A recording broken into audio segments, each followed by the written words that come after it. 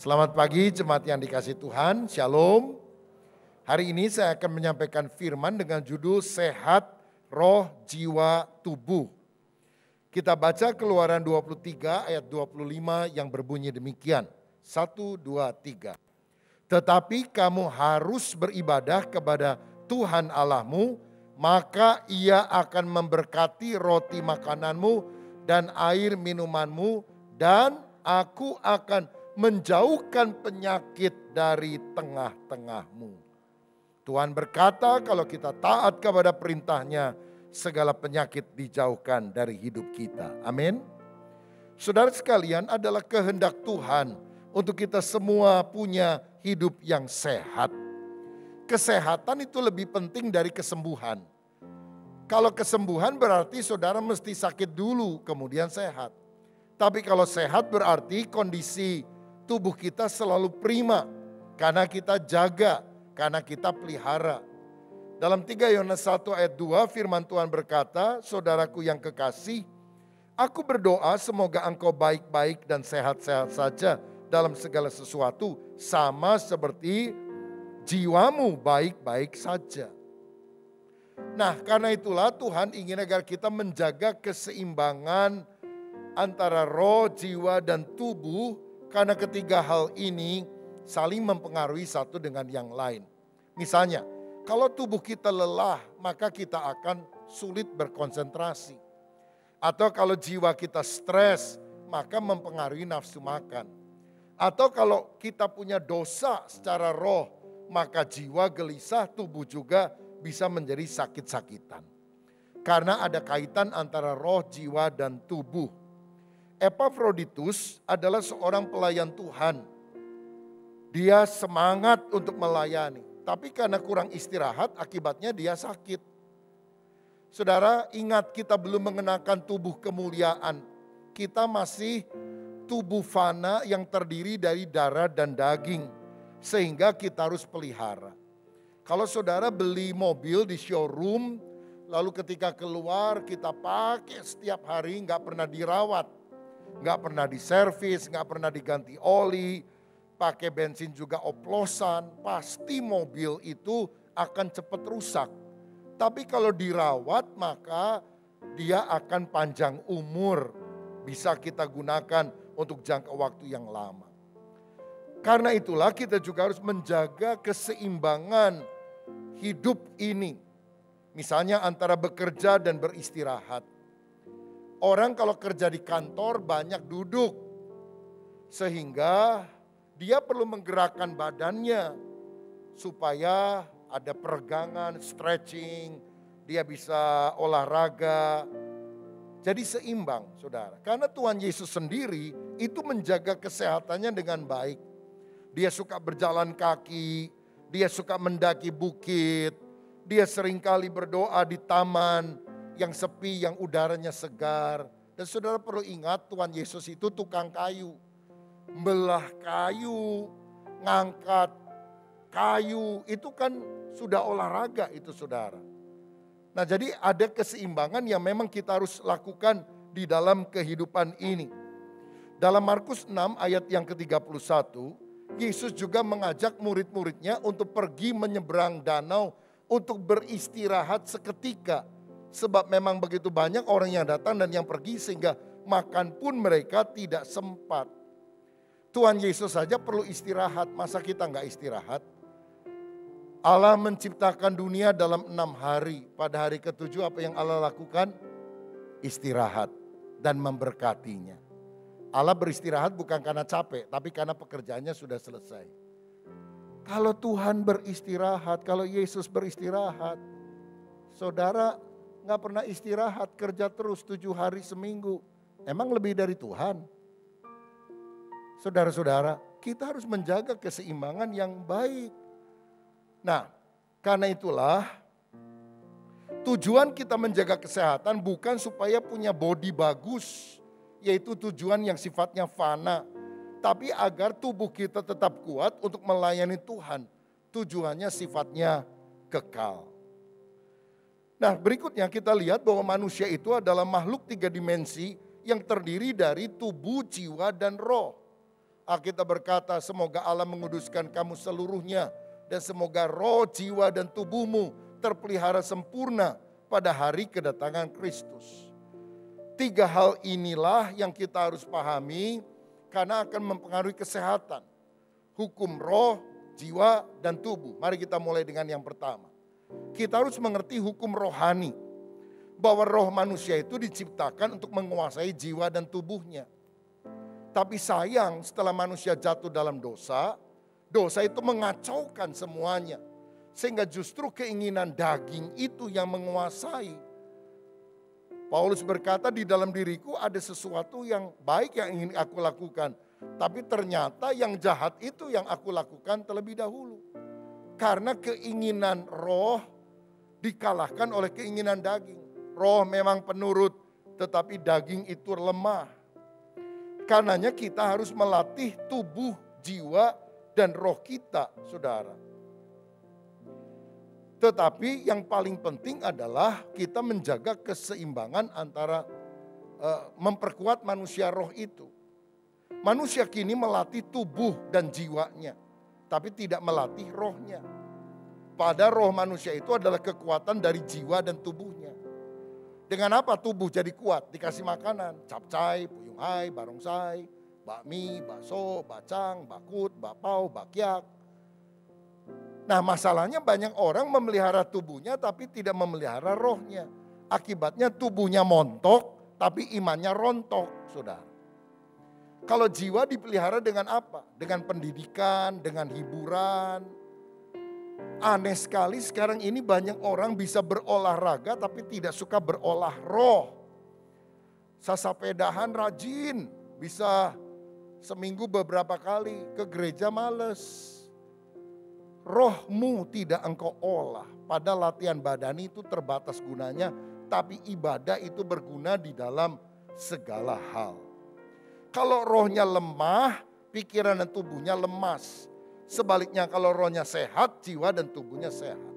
Sekarang bagaimana agar roh kita menjadi sehat? Yang pertama, saudara sekalian, kita harus merenungkan firman. Ini kunci supaya roh kita menjadi kuat, sehat. Mazmur 1 ayat 1-3, berbahagialah orang yang tidak berjalan menurut nasihat orang fasik, tidak berdiri di jalan orang berdosa, tidak duduk dalam kumpulan pencemooh, tapi yang kesukaannya ialah Taurat Tuhan, merenungkan Taurat itu siang dan malam. Ia seperti pohon yang ditanam di tepi aliran air, menghasilkan buahnya pada musimnya, dan tidak layu daunnya, apa saja yang diperbuatnya berhasil. Bagaimana supaya kita berbahagia dan berhasil? Merenungkan firman siang dan malam. Saudara suka baca Alkitab enggak?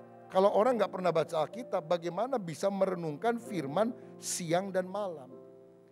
Kata merenungkan dalam bahasa Inggris meditate, meditasi. Meditasi itu bukan pekerjaan dukun, kakek jenggot panjang, masuk ke gua lalu semedi.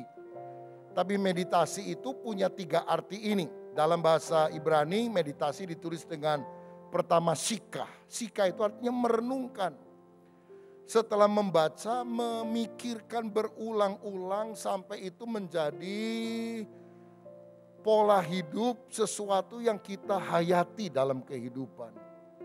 Yang kedua hagah, memperkatakan, membuat pengakuan yang positif. Saudara mesti ngomong yang sesuai dengan Alkitab ajarkan. Kalau lagi ada sakit, jangan bilang, aduh mati gua, mati beneran nanti. Tapi kutip firman Tuhan yang berkata, aku tidak akan mati, tetapi aku akan hidup dan aku akan memuliakan Tuhan. Darah Yesus menyucikan, oleh bilur Yesus, aku sudah sembuh. Itu artinya hagah, mengucapkan perkataan yang selaras dengan firman. Amsal 16 ayat 24 berkata begini, perkataan yang menyenangkan adalah seperti sarang madu, manis bagi hati dan obat bagi tulang belulang. Jadi kalau kita punya perkataan yang benar, maka kita akan jadi orang yang sehat. Coba saudara bilang, pusing 1000 kali, pusing, pusing, pusing, pusing, pusing. Setelah 1000 kali kelengar semua, saudara. Karena apa yang kita perkatakan itu mempengaruhi syaraf kita, mempengaruhi kesehatan tubuh kita. Tapi kalau kita mengucapkan kata-kata iman, maka kita akan kuat. Sikah merenungkan, Hagah memperkatakan, Higayon menyanyikan. Karena itu sukalah nyanyi lagu-lagu rohani. Sehingga ketika kita nyanyikan lagu-lagu rohani, itu iman kita akan bertumbuh kuat di dalam Tuhan. Jangan lagu cengeng. Ya, lagu cengeng aduh. Itu hati jadi meles begitu saudara. Tapi kalau kita nyanyi El Shaddai, El Shaddai, Allah Maha Kuasa. Wah, iman kita bangkit. Kau tunjukkan kasih setiamu. Waktu kita rasanya nggak tahu jalan mana yang kita harus tempuh. Itu nyanyian lagu rohani menguatkan kita. Suka nyanyi lagu rohani. Hadirat Allah turun. Tapi suara saya mah jelek. Nggak apa-apalah, Tuhan lihat hati. Kalau saudara punya masalah, makin berat masalahmu, makin sering engkau harus menyanyi memuji Tuhan. Sebab waktu engkau menyanyi dengan suara keras, engkau akan sadar. Mungkin suaramu lebih parah dari masalahmu. Jadi saudara agak terhibur sedikit, oh suara saya lebih parah ternyata. Saudara-saudara, itulah merenungkan firman. Sikah, Hagah, Higayon. Yang kedua, untuk mengisi roh kita harus berdoa.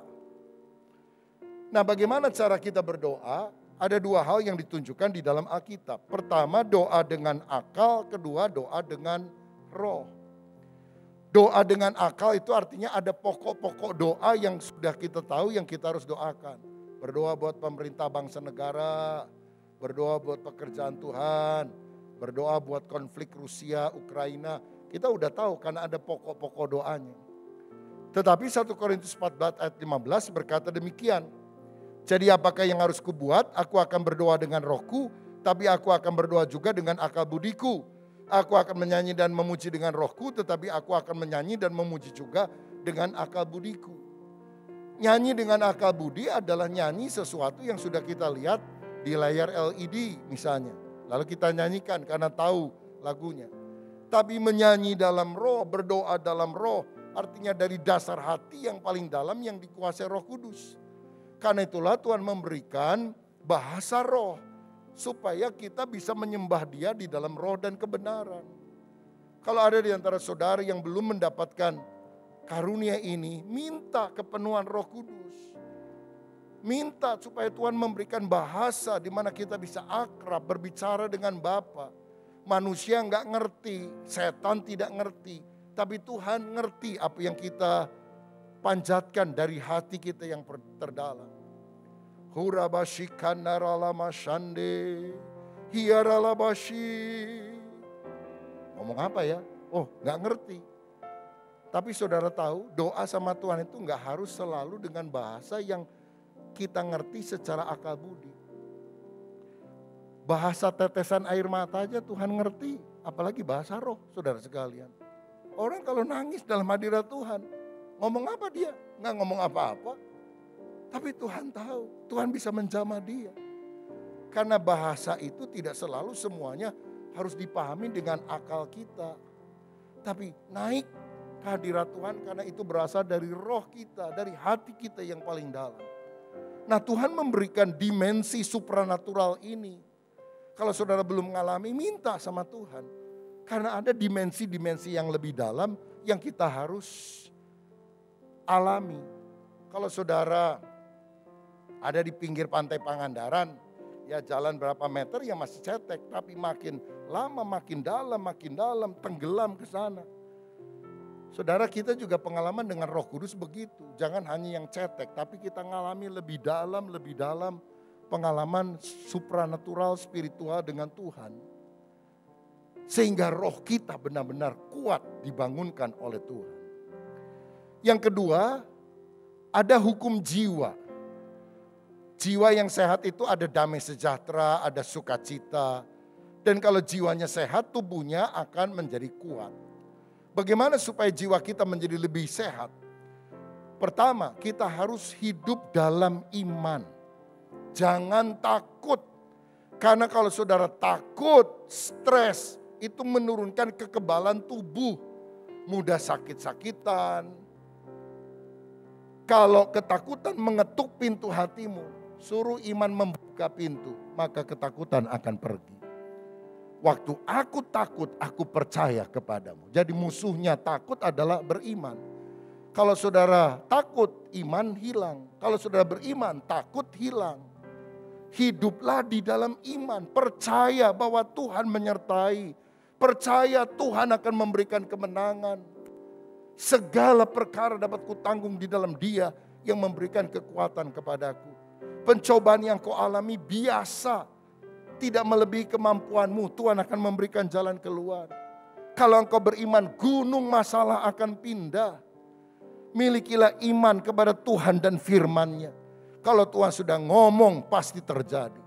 Tuhan ucapkan satu patah kata saja, hambaku akan sembuh. Kata perwira Kapernaum, pulang, hambamu sembuh. Tuhan Yesus cukup mengucapkan satu kalimat saja. Kita beriman, percaya. Hari ini kalau engkau pegang firman Tuhan, dalam nama Yesus, engkau pulang diberkati Tuhan. Ada jalan keluar yang terbuka. Hal-hal yang baik akan mengejar saudara. Terima berkat, terima mujizat, terima pertolongan Tuhan. Terima pengalaman spiritual dengan Tuhan. Terima kebaikan Tuhan, anugerah Allah sekarang sampai selama-lamanya. Terima dalam nama Tuhan Yesus Kristus. Haleluya.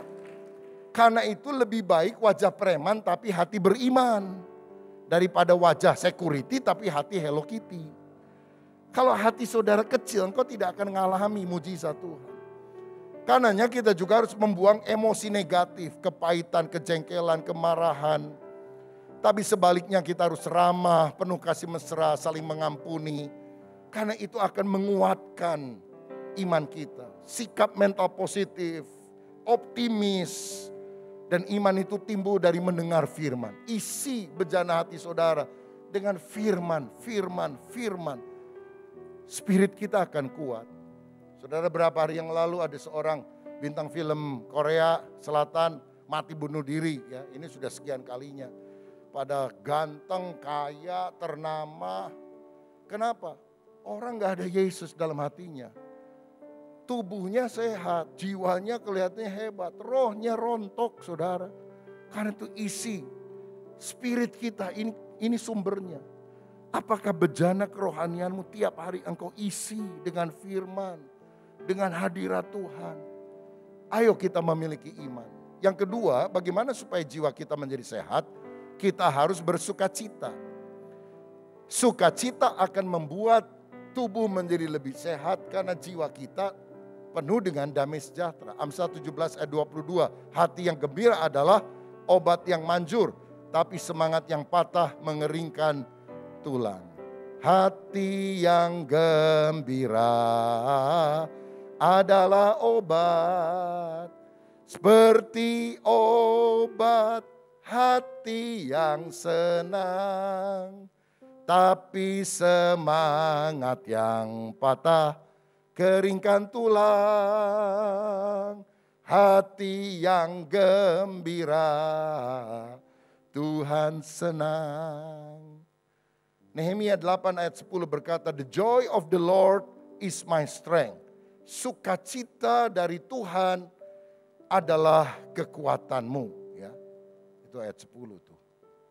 Saudara sekalian, jadi Tuhan ingin agar kita menjadi orang yang diwarnai dengan sukacita, tertawa, gembira. Itu yang bagus sekali. Saya percaya bahwa tertawa itu akan menghilangkan stres di dalam kehidupan kita. Ada seorang dokter dari Australia namanya Ern Crocker berkata, orang yang tertawa, orang yang mudah tertawa lebih sedikit menderita serangan jantung daripada orang yang sulit tertawa. Dr. Raymond Moody dari Universitas Virginia berkata, tertawa adalah obat penenang alamiah yang paling manjur. Tertawa menghilangkan stres, baik untuk tubuh dan pikiran, menghilangkan ketegangan syaraf, membersihkan pikiran yang jengkel dan ketidakpuasan, memberikan perasaan segar, puas, gembira, membuat kita panjang umur. Jadi belajarlah hidup di dalam sukacita, bisa tertawa. Saya percaya kalau gelak tawa dijual di apotek dan toko-toko obat, para dokter akan memberikan resep. Tertawalah setiap hari, 3 kali sehari sebelum makan. Kan itu akan membuat hidup kita lebih sehat. Dan saudara tahu orang yang tersenyum itu hanya pakai 13 otot. Sedangkan orang yang cemberut pakai 21 otot. Jadi orang yang lebih banyak tersenyum itu lebih awet muda daripada orang yang suka cemberut. Gak usah pakai jamu galian singset, galian kabel, galian putri. Senyum, awet muda. Baby face ya mukanya. Belajar tertawa termasuk menertawakan kesalahan diri. Karena kita manusia bisa salah. Seorang pendeta udah tua, habis kebaktian diminta tolong oleh jemaat. Om pendeta tolong doakan, saya sakit kepala. Ayo sini saya doakan. Dalam nama Yesus, kepala hilang katanya. Langsung orangnya kaget saudara. Langsung sembuh dia, takut doanya dikabulkan Tuhan. Nah, ada pendeta lagi juga sudah tua saudara. Dia bilang, Om, kata jemaatnya, saya sakit tolong doain Om. Oke, kita nyanyi satu lagu. Saudara dia nyanyi satu lagu, lalu setelah itu dia tumpang tangan dan berkata, oleh bulir-bulir Yesus kamu sembuh katanya. Saudara-saudara di Alkitab itu kan ada 2 kata yang agak mirip, bulir dan bilur. Nah bilur Yesus yang menyembuhkan bukan bulir. Kalau bulir kan bulir gandum dan sebagainya. Om pendeta nyanyi lagi. Bulirnya, bulirnya, bulirnya sungguh heran. Kebetulan ada majelis.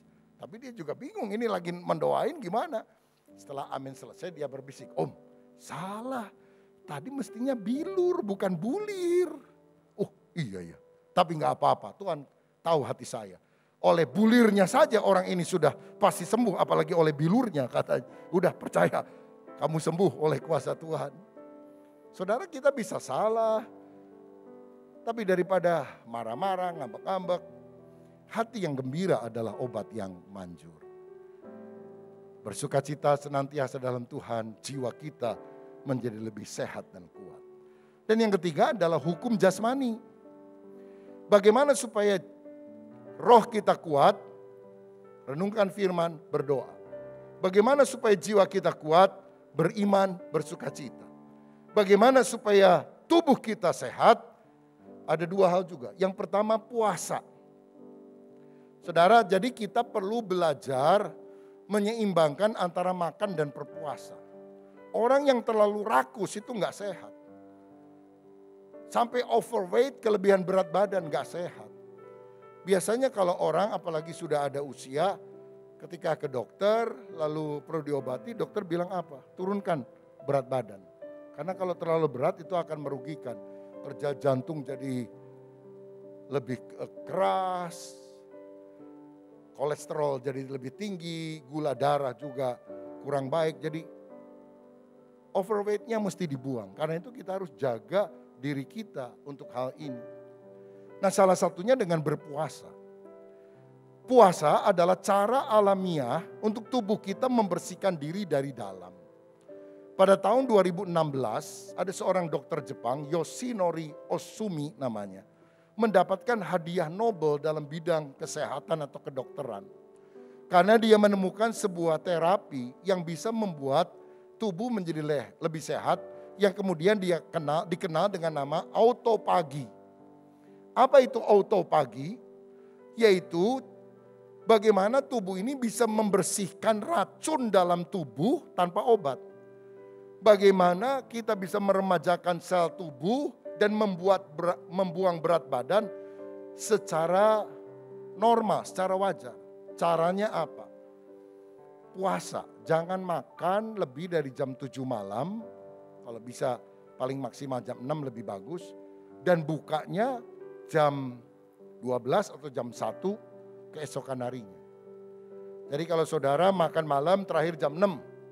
Besok buka jam 12, jam 1. Nah dalam masa rentang itu tubuh sudah melakukan apa yang namanya autopagi. Jadi racun-racun dalam tubuh dibuang, sel-sel yang mati, yang kurang baik itu diremajakan, diganti dengan sel-sel yang baru. Karena tubuh mendapatkan kesempatan untuk istirahat. Usus nggak terus bekerja, saudara sekalian.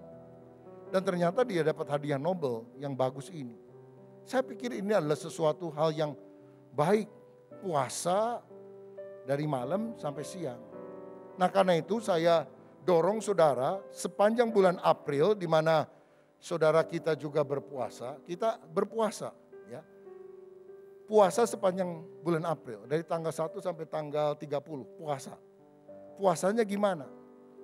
Terakhir makan malam jam 6 atau paling lama jam 7, bukanya kira-kira jam 1 siang. Dan jam di mana kita biasanya makan itu ganti dengan makan firman, baca Alkitab, 2 pasal, 3 pasal, berdoa kepada Tuhan. Dengarkan khotbah dari YouTube dan sebagainya. Isi waktu makan biasa dengan makan firman. Tubuhnya sehat, imannya juga jadi kuat, sudah. Saya dorong untuk kita sungguh-sungguh ambil waktu doa dan puasa. Karena Yesus mengajarkan soal puasa. Selama aku ada di dunia, muridku tidak usah puasa. Tapi kalau aku sudah ke sorga, kamu mesti puasa. Ada kuasa gelap yang gak bisa diusir. Dan Yesus bilang, jenis ini hanya bisa diusir dengan berdoa dan berpuasa. Jadi ada kekuatan yang dilipat gandakan waktu kita berpuasa. Apalagi hari-hari ini, saudara sekalian, perang terjadi di mana-mana, ada kelangkaan minyak goreng. Ini ternyata bukan cuma di Indonesia, saya dengar di Belanda juga kelangkaan minyak goreng, kelangkaan gandum, kelangkaan tepung dan sebagainya. Karena dunia itu makin global, makin terkait satu dengan yang lain. Kita perlu berdoa.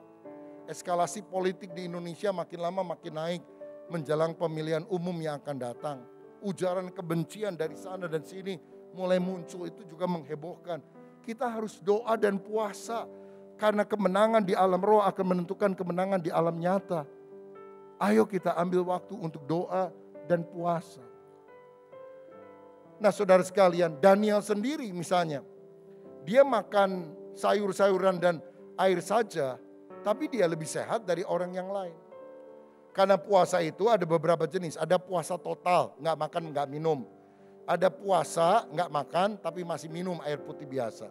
Tapi kalau puasa Daniel itu adalah puasa dari makanan enak, nggak makan daging, cuma makan sayur. Dan tetap Tuhan memberikan kesehatan. Ada orang bilang, oh kalau mau gemuk mau mesti makan daging. Enggak juga saudara. Daniel makan sayur dan air biasa ternyata lebih sehat, lebih gemuk dari angkatan orang-orang muda lainnya. Sapi aja nggak pernah makan daging, sapi makan rumput gemuk saudara sekalian. Heran ya orang tara makan daging tapi lintuh wae kunaon nih. Ya sapi juga makan rumput ya, gajah juga makan sayur, gemuk juga tuh. Jadi mari kita belajar berpuasa. Dan yang terakhir bagaimana supaya jasmani kita kuat, pilih makanan. Puasa harus dilakukan, tapi selain itu kalau kita makan kita harus pilih-pilih makanan yang ada. Dalam perjanjian lama umat dituntun gini, membedakan binatang yang halal dan binatang yang haram. Seperti babi, kerang, kepiting, udang. Kalau perjanjian lama itu haram semuanya. Kenapa? Karena setelah diselidiki ternyata babi itu suka makan dari tempat-tempat yang busuk, tempat-tempat yang bau. Kerang misalnya dan juga binatang yang lain itu kan tinggal di bagian bawah laut. Sehingga sampah-sampah itu semuanya turun ke sana. Lalu dia buka mulutnya, lalu dia ambil. Jadi yang ketika kita makan itu kotor begitu saudara. Jadi imamat misalnya hukum Taurat membedakan binatang halal dan haram. Tapi di dalam perjanjian baru Yesus sendiri berkata, yang makanan yang masuk tidak membuat kamu najis, tapi apa yang keluar itu yang membuat kamu najis. Karena dari dalam hati mengalir hal-hal yang najis. Jadi sederhananya begini, babi yang masuk halal, babi yang keluar haram. Saudara makan sate babi, asal jangan banyak-banyak lah, halal. Saudara maki orang, babi lu, haram saudara-saudara. Karena Tuhan bilang yang masuk itu dibuang ke jamban, selesai. Tapi yang keluar dari hati itu yang menajiskan. Bahkan Paulus berkata segala sesuatu diperbolehkan. Oh boleh dong, tapi ingat tidak segala sesuatu berguna. Jadi walaupun di dalam perjanjian baru hukumnya sudah berbeda, bukan hukum Taurat tapi hukum kasih karunia. Tapi itu bukan berarti kita tidak menggunakan akal budi untuk makan segala macam. Oh semuanya boleh dong. Kalau gitu kita makan cecek yuk. Kita makan tawon yuk. Kita makan apa lagi? Cacing yuk. Ya kita kan diberi akal budi. Bukan lagi hukum agama tapi hukum kesehatan. Jadi gimana? Apa sama sekali kita nggak makan udang dan sebagainya. Aduh saya mah doyan pisan. Apalagi babi itu ya, cunyuk begitu. Wah gimana nih? Ya karena di dalam perjanjian baru sudah tidak dibedakan hukum halal dan haram. Cuma kita ngerti ini ada yang baik untuk kesehatan, tidak baik. Ya rumus sederhananya beginilah daripada repot-repot. Halal, haram, halal, haram, halal, haram. Sedikit halal, banyak haram. Gitu aja saudara sekalian. Makan babi ya dikit-dikit udah. Jangan terus aja makan sate babi. Dicampur sama kambing. Cuci mulut duren. Sampai diingetin orang, aduh Cim hati-hati darah tinggi. Tenang cu, darah Yesus lebih tinggi. Nah ini kan kurang ajar saudara sekalian. Pilih-pilih makanan. Tidak berhubungan dengan keselamatan tapi ini bukan izin untuk kita makan semua. Makan kecoa, makan cacing, makan lalat. Disiplinlah tubuh kita. Makan itu boleh, rakus itu jangan. Jangan hanya sekedar mencari kenikmatan, keinginan daging. Itu kadang-kadang ya, kan ada istilah apa, mukbang ya kalau nggak salah ya. Yang waduh segala makan ini, itu kan sisa semua dibuang-buang. Saya rasa kita nggak perlulah ikut-ikutan yang hype. Yang akan merugikan saudara. Kuasai keinginan diri, pilih-pilih mana yang bermanfaat untuk kita. Jaga keseimbangan hidup. Saya percaya kalau kita menjaga keseimbangan hidup dalam segala aspek. Roh, jiwa, dan tubuh. Kita akan sehat, kita panjang umur. Kita dipakai Tuhan untuk memuliakan Dia. Dan banyak orang juga terberkati melalui pola hidup yang baik. Nama Tuhan Yesus akan dipermuliakan. Amin. Tuhan Yesus memberkati kita semua. Mari kita bangkit berdiri. Kita berdoa.